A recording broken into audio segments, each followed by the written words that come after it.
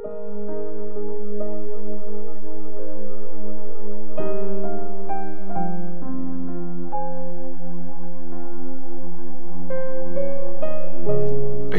chapter 1. Ito ang vision ni Isaiah, anak ni Amos, na nakita niya tungkol sa Juda at Jerusalem nung time na naghahari sina Uzziah, Jotham, Ahaz at Hezekiah sa Juda.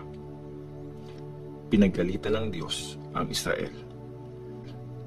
Makinig ang langit, lupa, makinig din, kasi si Lord ay nagsasalita. Pinalaki at inalagaan ko ang mga anak ko, pero nagrebelde sila sa akin. Kilala ng baka kung sinong may-ari sa kanya, at alam ng donkey kung saan siya pinapakain ng amo niya. Pero ang Israel, di ako kilala. Ang bayan ko, di ako naiintindihan. Lagot kayo, makasalanang bayan, bayang puno ng pagkakamali. Masasamang lahi, mga anak na tiwali. Tinalikuran nila si Lord. Minaliit ang banal na Diyos ng Israel. Tuluyan silang tumalikod sa Kanya. Bakit ba gusto niyong napaparusahan? Bakit patuloy kayo nagre-rebelde? Buong ulo, sugat-sugat, puso at isip nang hihina. Mula ulo hanggang talampakan. Hindi healthy kahit saan. Taddad ng pasa at pigsa at mga nagdudugong sugat. Di nililinis, di binabalot, di nilalagyan ng gamot. Walang natira sa bayan nyo. Nasunog ang mga city nyo. Habang kayo ay nakatingin, sinakop ng mga dayuhan ang inyong lupain. Wala silang tinira. Winasak na ang lahat. Jerusalem na lang naiwan na parang kubo sa ubasan, parang silungan sa gulayan, parang city na napapaligiran ng mga kalaban. Kung di hinayaan ni Lord na makapangyarihan na may matira, baka natulad tayo sa Sodom at para tayong Gomora. Jerusalem, ang mga leader nyo parang mga taga-Sodom. Makinig kayo sa sinasabi ni Lord. Ang mga tao nyo parang mga taga-Gomora. Pakinggan nyo ang mga tinuturo ng Diyos. Sabi ni Lord, anong silbi sa akin ng dami ng mga offerings nyo? Sawang-sawa na ako sa mga sinunog na offerings na lalaking tupa at sa mga taba ng malulusog na hayop. Di ako natutuwa sa dugo ng mga toro, ng mga batang tupa at ng mga lalaking kambing. Pag nag-worship kayo sa harapan ko, sinong may sabing apak-apakan nyo ang loob ng tahanan ko? Huwag na kayo magdala ng mga offerings na walang kwenta. Yung mga insenso nyo nakakasuka. Ang pag-celebrate nyo ng New Moon Festival, Sabbath at mga gathering para i-worship ako, puno ng kasamaan. Di ko matagalan. Galit na galit ako sa pag-celebrate nyo ng mga New Moon Festival at mga gathering para mag-worship. Mabigat ito para sa akin. Di ko na kayang tiisin. Tuwing magtataas kayo ng mga kamay pag nagpe-pray, di ko kayo titingnan. Kahit na mag-pray kayo na mag-pray, di ako makikinig. May bahid ng dugo ang mga kamay nyo. Maghugas kayo. Linisin nyo ang mga sarili nyo. Sa harap ko, alisin nyo ang masasamang bagay na ginagawa nyo. Tumigil kayo sa paggawa ng masama. Matuto kayong gumawa ng mabuti. Katarungan ang pairalin. Tulungan ang mga api. Ipagtanggol ang mga ulila.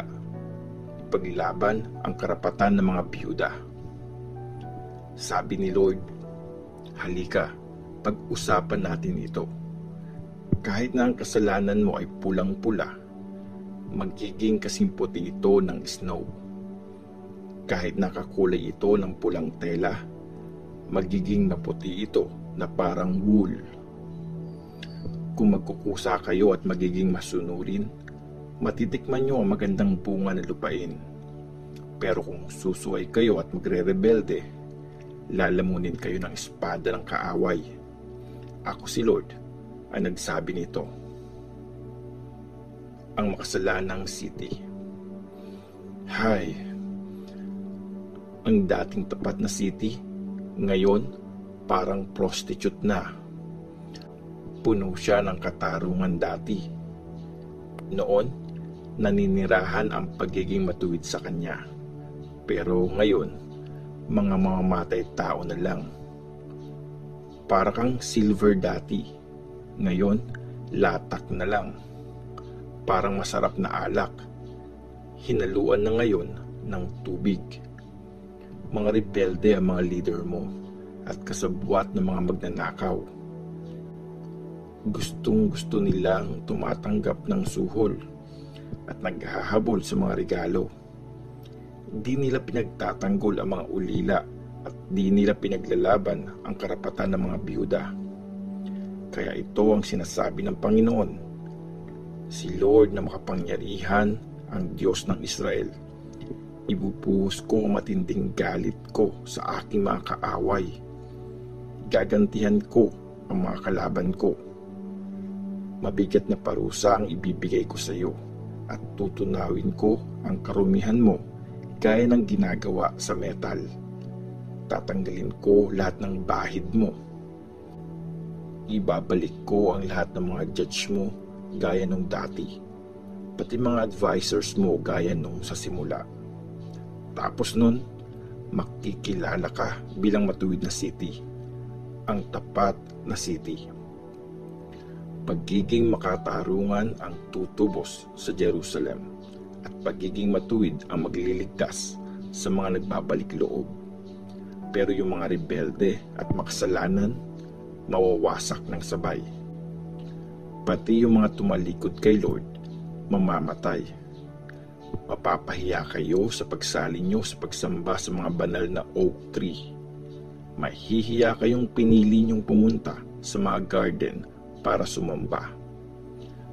Magagaya kayo sa mga oak tree na nalalagas ang dahon, matutulad sa mga garden na di nadidiligan. Kaya ang makapangyarihan ay magiging mahina, parang sinulid. Ang mga gawa nila, panandalian lang.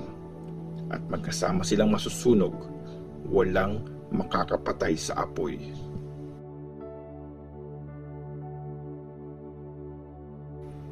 Isaiah chapter 2. Kapayapaang panghabang panahon. Ito ang vision na nakita ni Isaiah, anak ni Amos, tungkol sa Juda at Jerusalem.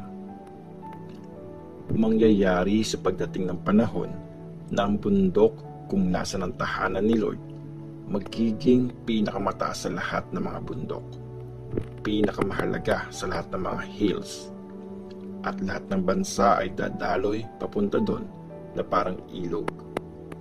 Maraming tao ang pupunta at magsasabing, "Tara, umakyat tayo sa bundok ni Lord, sa tahanan ng Diyos ni Jacob, para ituro niya sa atin kung paano mamuhay at lumakad ng ayon sa gusto niya." Kasi manggagaling sa Zion ang kautusan at sa Jerusalem ang mga instructions ni Lord. Siya ang magja-judge sa mga bansa. Siya ang magde-decide para sa mga tao. Gagawin nilang pang-araro ang kanilang mga espada. Gagawin nilang pantagpas ng ani ang mga sibat nila. Hindi na makikipaglaban sa isa't isa ang mga bansa. Di na sila magte-training para sa gera. Lahi ni Jacob, halika, mamuhay tayo ng ayon sa liwanag ni Lord. Matatapos ang kayabangan. Totoo ngang tinalikuran mo na ang bayan mo, ang lahi ni Jacob, kasi napuno na sila ng mga taga-east na gumagamit ng magic at mga manghuhula na parang mga Philistines. Nakipagkasundo na rin sila sa mga dayuhan. Napuno na ng silver at gold ang lupain nila.